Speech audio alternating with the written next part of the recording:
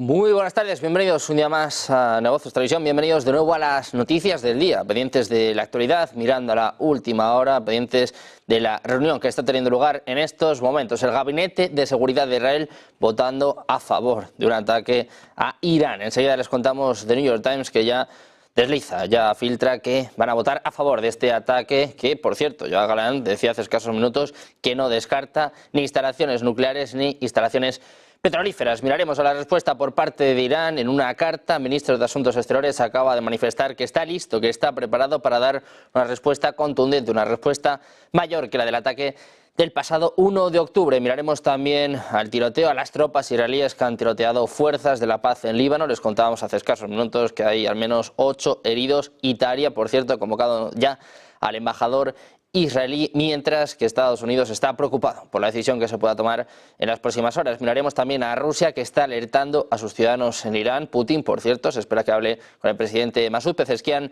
también en las próximas horas, mientras precisamente hay que mirar a la ONU, a Mark Rutte, que ha anunciado ejercicios nucleares de la OTAN que comenzarán el próximo lunes, también pendientes de Zelensky, que, según dice Corriere della Sera, estaría listo para llegar a un acuerdo con la situación actual en el frente, mientras que en Rusia les vamos a contar que han anunciado una reunión de los 5 países con armas nucleares, al menos los 5 que lo han reconocido. Enseguida les contamos todo esto, pero empezamos poniendo el foco en uno de los protagonistas del día, en el primer ministro israelí, Benjamin Netanyahu. Ha dicho que el país tiene una oportunidad histórica de atacar instalaciones nucleares o petroleras iraníes que no debe desaprovecharse. Decía esto después de que el presidente de Estados Unidos, Joe Biden, le aconsejara no atacar esos sitios. Es lo que informa este jueves el canal 14 de Israel. El Gabinete de Seguridad se va a reunir en los próximos minutos para discutir y votar sobre posibles acciones contra Teherán. Informes de prensa anteriores afirmaron que los funcionarios de Washington temen que una decisión de atacar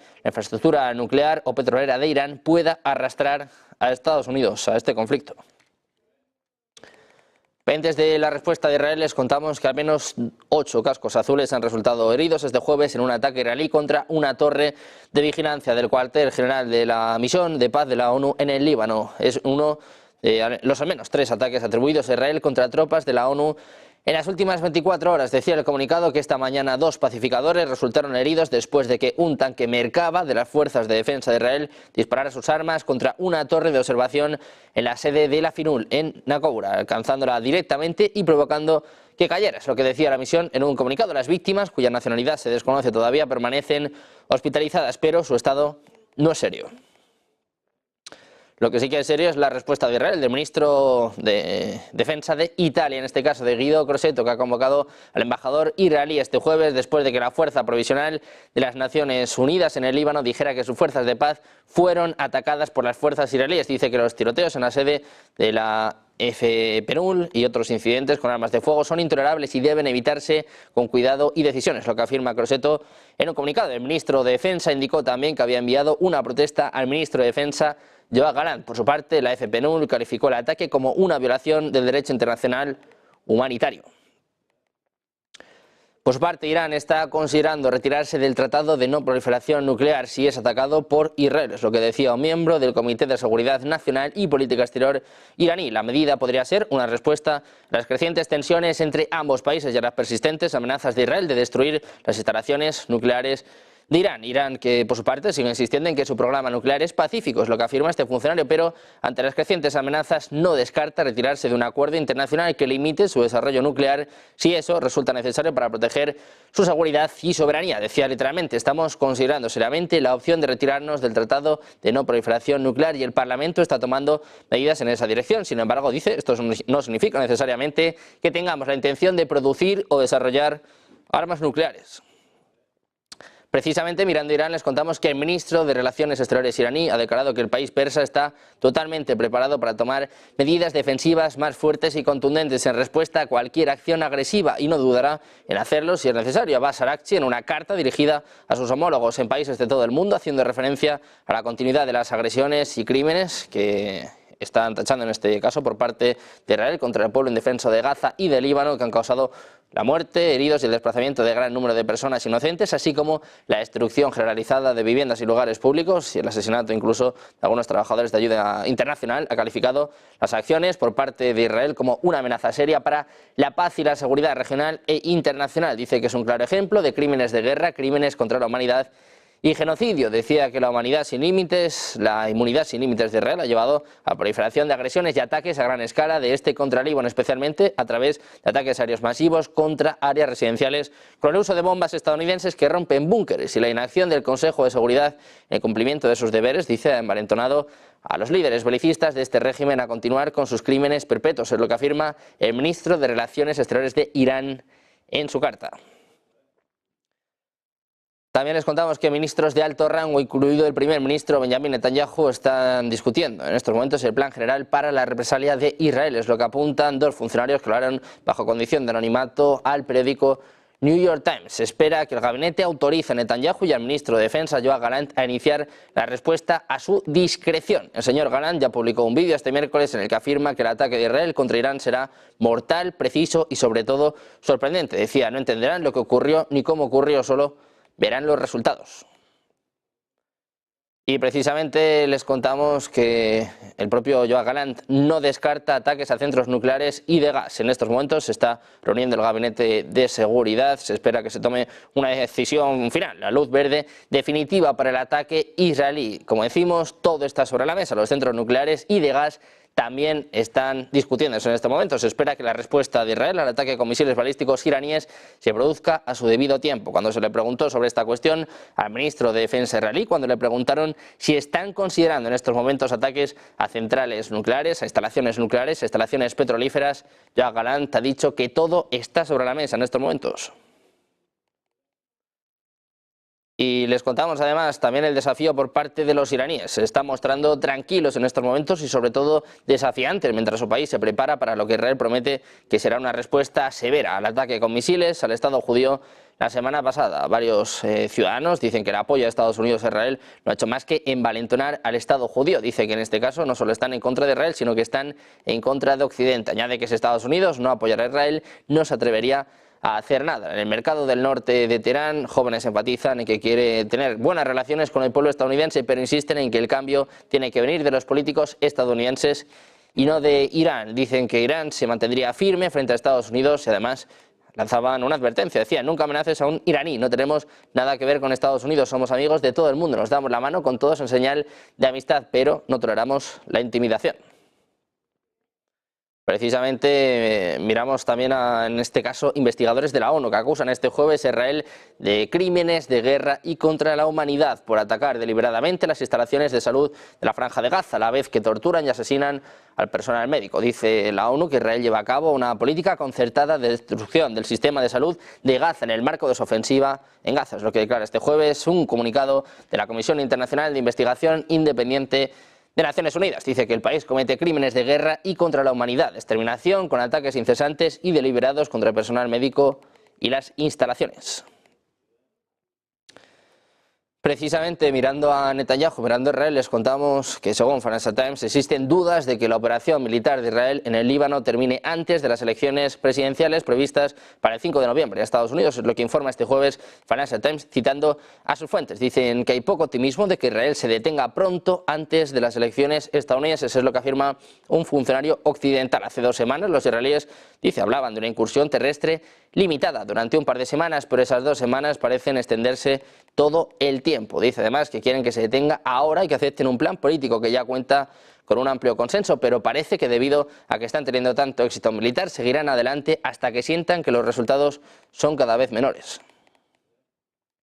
También pendientes de Hezbollah, que ha lanzado este jueves decenas de proyectiles contra grupos de soldados israelíes situados en el norte de Israel, en el marco del repunte de los enfrentamientos tras el inicio la semana pasada de una nueva invasión del Líbano, tras cerca de un año de combates en la frontera. El grupo ha indicado que ha lanzado proyectiles contra objetivos en Kiryat Shmona, Marj, Beit Hillel y Mayan Baruch, según la cadena de televisión Al-Manar. Tras ello, el ejército israelí ha dicho haber detectado cerca de 40 lanzamientos, algunos de los cuales han sido interceptados, mientras que otros han impactado en territorio israelí. El ataque ha tenido lugar horas después de que el ejército de Israel anunciara la muerte de 2 comandantes de Hezbollah en sendos bombardeos precisos en el sur del Líbano, identificados como Ahmad Mustafa al-Haj Ali, comandante del frente en Jura, y Mohammad Ali Hamdan, comandante de la unidad anticarro de Hezbollah en Maïs al-Jabal.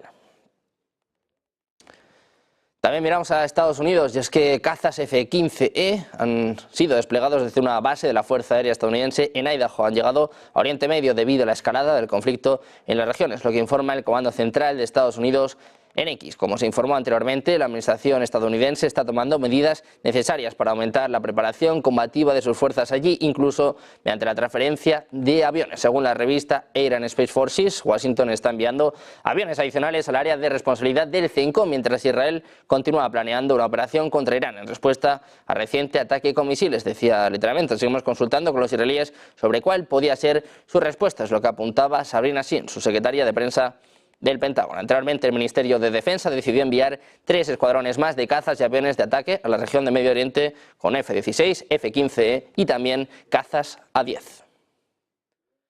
Precisamente otro de los temas del día fue la llamada de ayer entre Biden y Netanyahu. Como saben, hablaron en las últimas horas en lo que desde la Casa Blanca se calificó como una conversación honesta sobre la respuesta de Israel a Irán. Karine Jean-Pierre, secretaria de prensa de la Casa Blanca, ha explicado ante los periodistas que la llamada implicó una discusión sobre la esperada represalia de Israel contra Teherán, que duró unos 30 minutos. Ha sido la primera charla conocida entre Biden y Netanyahu desde agosto y coincide con una fuerte escalada del conflicto de Israel con Irán y Hezbollah, respaldado por Irán, pero sin señales de un alto el fuego inminente para poner fin al conflicto con Hamas.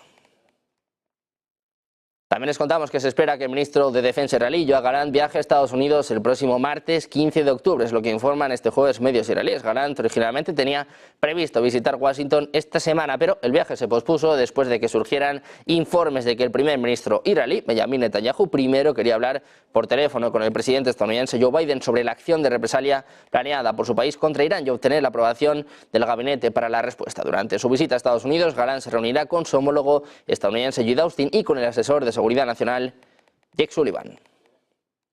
También pendientes de las Fuerzas Armadas de Israel, que han confirmado este jueves que el ejército atacó una escuela ubicada en Deir el-Balajis, en el centro de Gaza. En un comunicado, el ejército israelí afirmó que el ataque fue preciso y que estaba dirigido contra militantes que operaban en el interior. Dice que el centro de mando y control, que estaba integrado en un complejo que anteriormente servía como escuela Rufaida, fue utilizada por los terroristas para planificar y ejecutar ataques contra las tropas de las FDI y el ejército de Israel. Las FDI insistieron en que se tomaron numerosas medidas para minimizar los daños a los civiles. Anteriormente, Al Jazeera informó que 22 personas murieron como resultado de los ataques y se espera que la cifra aumente.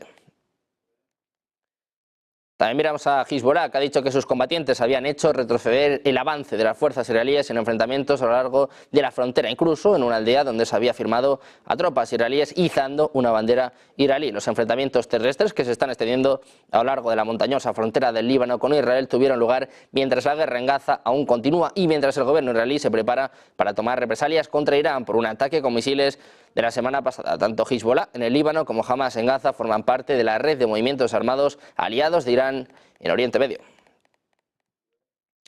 También hablamos de Estados Unidos, que pretende aprovechar la escalada del conflicto entre Israel y Hezbollah como una oportunidad para deshacerse de esta organización que tiene una importante influencia política en el Líbano, también para elegir al presidente de este país. Es lo que informa Wall Street Journal, citando fuentes entre funcionarios de Estados Unidos y países árabes. Según su información, el secretario de Estado de Estados Unidos, Anthony Blinken, recientemente durante conversaciones telefónicas pidió a los líderes de Qatar, Egipto y Arabia Saudita que apoyaran la idea de celebrar elecciones presidenciales en el Líbano. El enviado especial de Estados Unidos, Amos Hochstein, también dijo a las autoridades árabes que el debilitamiento de Hezbollah debido a los ataques de Israel debería verse como una oportunidad para una posible salida al estancamiento político del Líbano. En este contexto, la publicación recuerda que el cargo del presidente del Líbano permanece vacante desde que el general Michael Aoun dejó este cargo en 2022.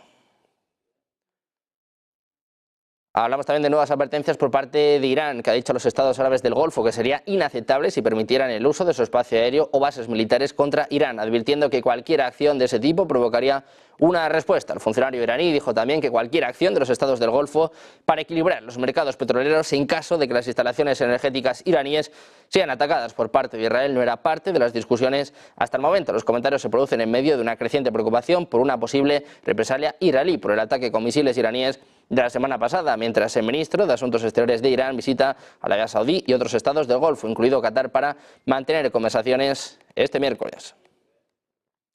También miramos a Alemania. Ha dicho que va a suministrar más armas a Israel pronto, es lo que apunta el canciller alemán Olaf Scholz, después de que una caída significativa en las entregas este año provocara acusaciones de la oposición de que Berlín había retrasado deliberadamente las exportaciones. Decía Scholz: no hemos decidido no suministrar armas, hemos suministrado armas y suministraremos más. Es lo que decía Scholz al Parlamento en un evento para conmemorar a las víctimas del ataque de Hamás del 7 de octubre, respondiendo a una acusación del líder de la oposición. El gobierno había tomado decisiones, dice, que también garantizan que habrá más entregas pronto, es lo que apuntaba el canciller alemán. Pendientes también de Rusia, alertando en estos momentos a sus ciudadanos. Putin, por cierto, hablará en las próximas horas con el presidente iraní Masoud Pezeshkian. Hacemos una pausa, 2 minutos, les contamos todo enseguida. Negocios Televisión.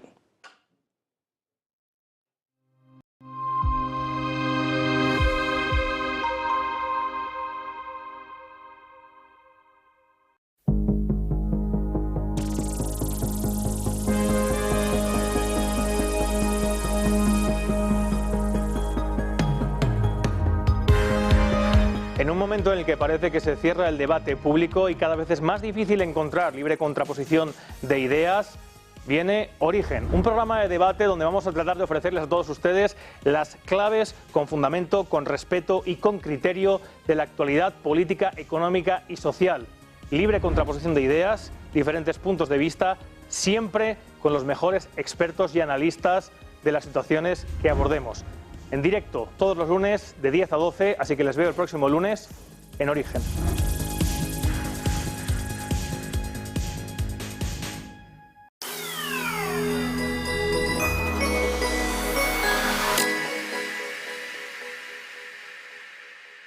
Todos sabemos que en la economía hay algo más de lo que se ve. Todos sabemos que en el día a día, en nuestra vida cotidiana, la economía nos da algo que no termina de verse en la primera mirada.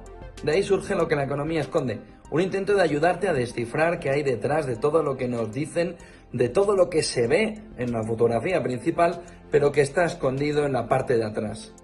Lo que la economía esconde busca darte todas las claves para entender el mundo que nos rodea y para no quedarte simplemente en esa fotografía inicial, sino hacer zoom y ver qué es lo que de verdad está detrás escondido.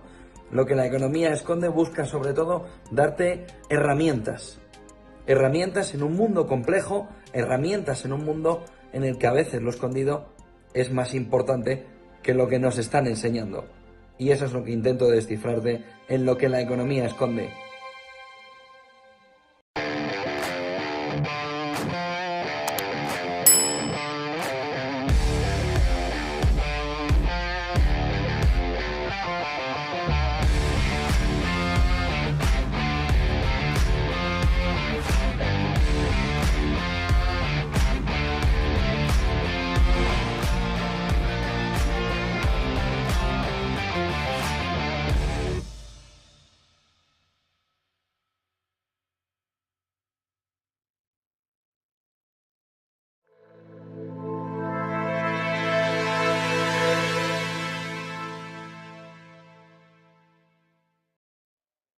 Y seguimos en Negocios Televisión mirando a la última hora, pendientes de la reacción de Rusia ante la escalada en Oriente Medio. Les contamos que Vladimir Putin se va a reunir con el presidente iraní, con Masoud Pezeshkian. En la próxima reunión en Ashgabat han confirmado que los presidentes tanto de Rusia como de Irán, Vladimir Putin y Masoud Pezeshkian, discutirán una amplia gama de temas, desde las relaciones bilaterales hasta la situación en Oriente Medio. Es lo que informa a los periodistas el secretario de prensa del líder ruso Dmitry Peskov, recordando que esta sería la primera reunión de los presidentes. Dice literalmente: se trata ante todo de relaciones bilaterales entre Rusia e Irán. Dice además que tiene relaciones bastante estrechas en varios sectores, pero por supuesto la situación en Oriente Medio no será así. Dice que si no se presta atención también estará en el orden del día, que en cualquier caso habrá una conversación seria sobre este asunto. Es la primera reunión de los presidentes. Putin se vuelca con Irán, se reunirá en las próximas horas con el presidente iraní Masoud Pezeshkian. precisamente Rusia, que reacciona ante la tensión en Oriente Medio. La embajada rusa en Teherán está recomendando a los rusos observar medidas de seguridad debido a la probabilidad de ataques iraníes en territorio iraní. Su embajada ha lanzado un comunicado que dice que en relación con el agravamiento de la situación en torno a Irán, asociado con la perspectiva de un ataque iraní de represalia contra varios objetos en el país, la embajada de Rusia recomienda a los ciudadanos rusos en Irán observar estrictamente las medidas de seguridad. Es lo que apunta un comunicado publicado hace escasos minutos en la página diplomática. El canal de Telegram de la misión también se hace eco de este comunicado, con Rusia alertando a sus ciudadanos ante un ataque inminente por parte de Israel.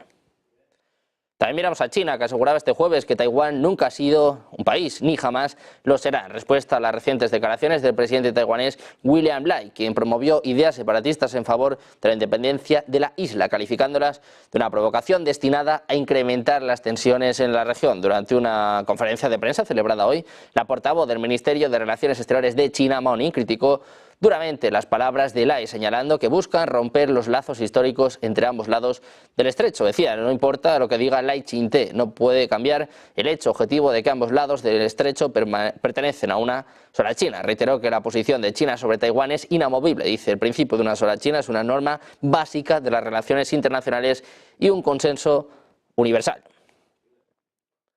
También miramos al huracán Milton, que azota este jueves el Océano Atlántico tras atravesar Florida como una tormenta de categoría 3, azotando ciudades con vientos y lluvias feroces, provocando una serie de tornados y causando un número desconocido de muertes. Algunos medios hablaban ya incluso de 4 fallecidos. El huracán agravó la miseria causada por Helene, pero evitó que Tampa sufriera un impacto directo. La tormenta avanzó hacia el sur en las últimas horas y tocó tierra el miércoles por la noche en Siesta Key, a unos 112 kilómetros al sur de Tampa. La situación en la zona de Tampa seguía siendo una emergencia importante, ya que San Petersburgo registró más de 41 centímetros de lluvia, lo que llevó al Servicio Meteorológico Nacional a advertir sobre inundaciones repentinas allí, así como en otras partes del oeste y el centro de Florida. Al amanecer del jueves, las autoridades reiteraron que el peligro no había pasado. La marejada ciclónica seguía siendo una preocupación en muchas partes de Florida y se habían emitido advertencias de tormenta tropical para gran parte de la costa este central. Las autoridades de los condados más afectados han instado a la gente a quedarse en casa, advirtiendo sobre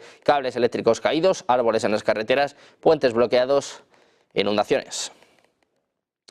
Miramos también a la trifulca que ha habido en las últimas horas entre Viktor Orbán, el primer ministro húngaro, y la presidenta de la Comisión Europea, Ursula von der Leyen. Pedía a Orbán cambiar Europa, mientras von der Leyen dice que está echando la culpa a los invadidos. Escuchamos este momento. Por hoy la Unión Europea no es capaz de garantizar su propia paz y su seguridad. Nos hace falta para ello una institucionalización de una política de defensa europea. Pensamos también que hay que reforzar para ello la industria de la defensa y del armamento en Europa. Y por eso vamos a lanzar una propuesta de plan para el sector industrial de defensa y de apoyo a la misma. Hace falta a lo mejor estructuras de acuerdo interestados por la cuestión de las competencias entre Estados miembros y la Unión Europea. Hay personas que todavía le echan la culpa no al invasor, sino a los invadidos.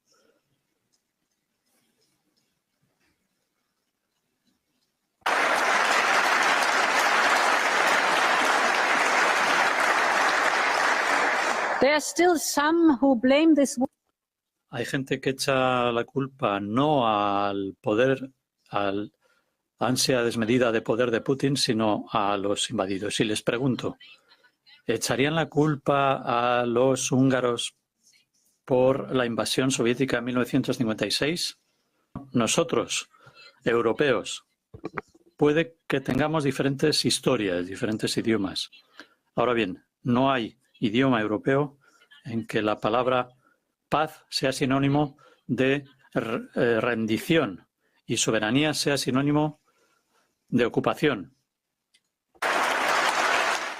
O un Víctor Orbán que decía que Europa no puede garantizar su defensa, decía pues que Europa debe cambiar y debe hacerlo cuanto antes. Como ven, no le gustaron mucho estas palabras a Ursula von der Leyen. Precisamente mirando a Europa, les contamos que un tren que transportaba a eurodiputados desde el Parlamento Europeo en Estrasburgo de regreso a Bruselas ha sido evacuado este jueves después de una aparente explosión. El medio político reporta que precisamente varios políticos han subido a este tren a eso de las 2:57 horas. Es el tren Eurostar, alquilado por el Parlamento antes de ser evacuados al vestíbulo principal de la estación de Estrasburgo. Hay muchas imágenes en las redes sociales, mientras también hay declaraciones por parte de Manuel Foulon, asistente parlamentario belga del grupo Renew Europe. Escribió online que escuchaba una explosión. Los bomberos acudieron al lugar del accidente en la estación de Estrasburgo. Eso sí, también han tranquilizado. Otra empleada decía que todos están bien, se encontraban en el lugar y dijo haber visto humo. Decía que están todos amontonados en la estación. Susto para eurodiputados tras una explosión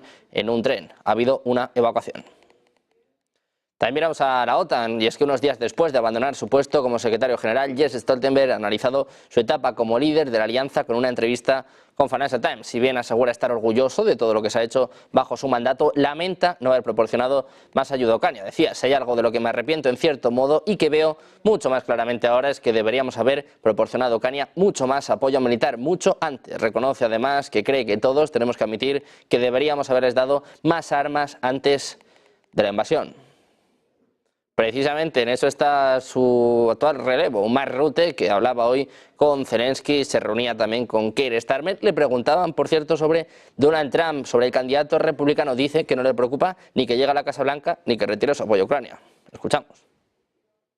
Not worried about that because I'm absolutely convinced that the US is in this because they understand that it's not only for Ukraine but also for them, and that from Washington to San Francisco the whole of the US would be less secure if Putin would be. Pendientes de la tensión con Rusia, les contamos que la mili regresa a los Balcanes, en concreto a Serbia y Croacia, dos países que van a reimplantar el servicio después de que este fuese abolido en 2011 y en 2008 respectivamente. En el caso del país croata, el anuncio se produjo el pasado agosto a través de su ministro de Defensa, Iván Anušić. Decía literalmente, creo que tendremos unas fuerzas armadas mejores y más fuertes que antes, lo que expuso por aquel entonces. A partir del próximo 1 de enero, el servicio militar para hombres en Croacia durará 2 meses y volverá a estar vigente después de 16 años. Fue a raíz del inicio del conflicto en Ucrania cuando el gobierno del país sondeó su puesta en marcha, un suceso parecido al del país serbio, aunque en su caso durará 75 días. La mili vuelve después de 13 años, aunque la medida anunciada por el presidente Aleksandar Vučić deberá ser refrendada por el Parlamento. Obligatorio para los varones, las mujeres podrán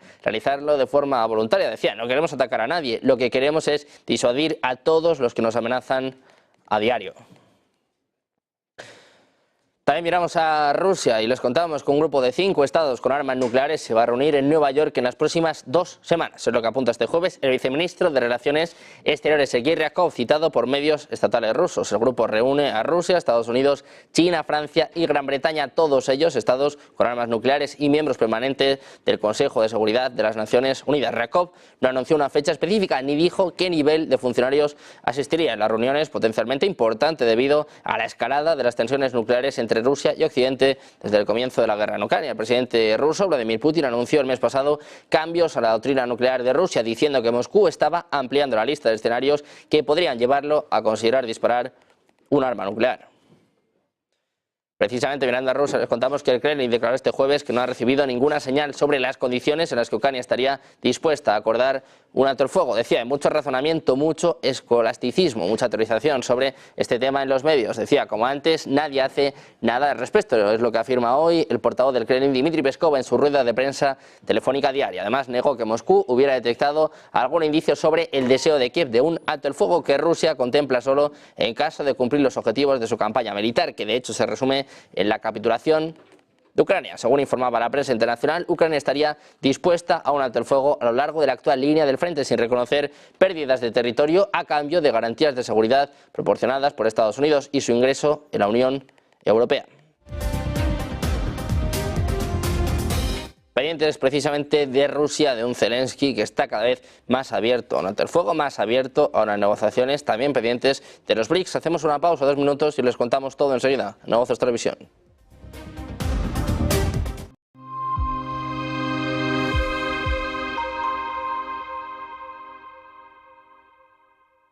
¿Qué cuento quieres hoy? ¿Te cuento uno de los míos? ¿El del farmacéutico? ¿O el de María, la abogada? El de Ana, la arquitecta. Vale.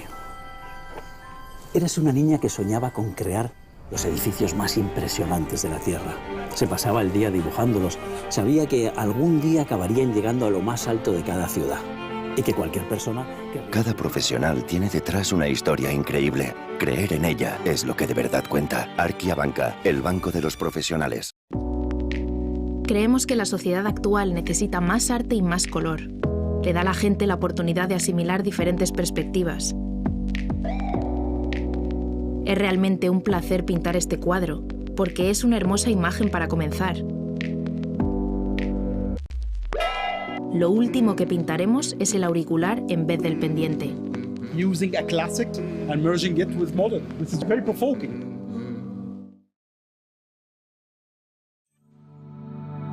Silver Gold Patrimonio nace en 2018 con el objetivo de innovar en el mercado de los metales preciosos de inversión, ofreciendo nuevas alternativas para que cualquier persona, familia o empresa pueda entrar en el fantástico mundo de los metales de inversión de forma sencilla y acompañada por consultores expertos en el sector. Silver Gold Patrimonio quiere avanzar contigo.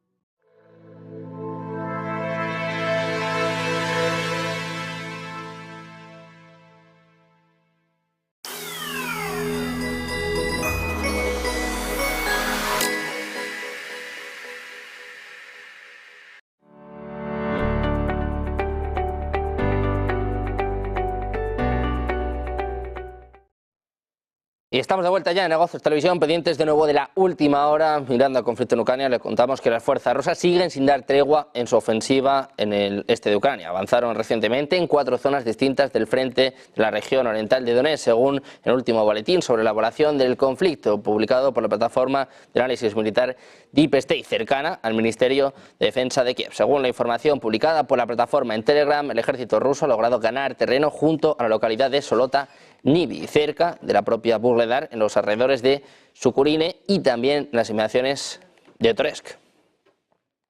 Precisamente las autoridades de Rusia han anunciado este jueves la destrucción de más de 90 drones lanzados por el ejército de Ucrania contra varias regiones rusas y la península de Crimea, sin pronunciarse sobre posibles víctimas o daños en el marco de la guerra que comenzó en febrero de 2022. Dice literalmente que durante un intento de Kiev de llevar a cabo un ataque terrorista usando aparatos aéreos no tripulados contra objetivos en territorio de la Federación Rusa, los sistemas de defensa aérea interceptaron 92 drones ucranianos, es lo que manifiesta el Ministerio de Defensa ruso. Así ha especificado en un comunicado publicado a través de su cuenta en Telegram que 47 aparatos han sido derribados en Krasnodar, mientras que 12 han sido destruidos en Kursk y 9 lo han sido en Rostov. A ellos se suman 4 en Briansk, 2 en Belgorod y 1 en Voronezh. También miramos al presidente ucraniano Volodymyr Zelensky, que estaría dispuesto a un alto el fuego a lo largo de la línea actual, pero a cambio de ciertos compromisos occidentales. Es lo que reporta Corriere della Sera. El periódico detalla que Zelensky exige a Washington garantías de seguridad al estilo de Japón, Corea del Sur y Filipinas, al tiempo que quiere persuadir a los líderes de la Unión Europea para que le den garantías de una rápida adhesión al bloque comunitario. Sin embargo, funcionarios ucranianos desmintieron la publicación. Eso no es verdad, decía Dmitry Litvin, asesor de Zelensky en materia de comunicación, citado por medios locales. Decía, tenemos una fórmula de paz, en ellas queda absolutamente claro cómo ve Ucrania una paz justa y sobre esta base continúan las negociaciones con los socios para reforzar la posición de Ucrania. Agregaba que el plan de victoria, que en los próximos días se va a presentar a Reino Unido, Francia, Italia y Alemania, es una herramienta para impulsar la situación hacia la realización de la fórmula de paz. In October, November and December we have a real chance to move things toward peace and lasting stability. The situation on the battlefield creates an opportunity to make this choice, a choice for decisive action to end the war, no later than in 2025. Y precisamente mirando a Ucrania, el jefe de la República Norcaucásica rusa de Adihuella, Murat Kumilov, denunció hoy que drones ucranianos atacaron un suburbio de la capital regional de Maikop, junto a la cual se encuentra un aeródromo militar. Decía que la pasada noche un suburbio de Maikop sufrió un ataque de drones enemigos. No se produjeron víctimas, es lo que escribía Kumilov en su canal de Telegram. Agregó que se lleva a cabo la evacuación de vecinos de la localidad de Roznikovo, colindante con el aeródromo militar Yanskaya, que según publicaciones en las redes sociales era el objetivo del ataque aéreo. El canal de Telegram Astra publicó imágenes de un incendio en el territorio del aeródromo, situado a unos 300 kilómetros al sureste de Crimea, ya más de 500 kilómetros de las posiciones de las fuerzas ucranianas. Según medios ucranianos, los drones habrían alcanzado unos depósitos de combustible o de bombas. También miramos a los BRICS, queda ya poco más ya de una semana. El próximo 22 de octubre comenzará esta cumbre en Kazán, que se va a celebrar precisamente en esta ciudad rusa y donde van a asistir los líderes de 24 países. Es lo que comunicaba este jueves el asesor presidencial Yuri Usakov. Decía literalmente que podría convertirse en el mayor acontecimiento de política exterior jamás organizado en Rusia. Es lo que apuntaba el funcionario, que añade que se han enviado invitaciones a la cumbre a 38 estados. 32 países han confirmado ya su participación. Añade que 24 países estarán representados al más alto nivel, es decir, por jefes de Estado, y 8 por segundas o terceras líneas. Usakov también se compadeció del presidente ruso Vladimir Putin por el gran número de reuniones bilaterales que tendrá que celebrar estos días. Decía, tenemos previstos más que suficientes encuentros. Me gustaría compadecerme por adelantado de nuestro presidente porque habrá tantas reuniones. Decía, empezamos a celebrarlas no el 22 de octubre, sino ya el 21 de octubre, y todas las reuniones bilaterales se van a extender hasta última hora de la tarde del 24. En total, según Usakov, Putin mantendrá unas 20 reuniones bilaterales. Pendientes de la actualidad, llega el momento del análisis, llega el momento de los expertos.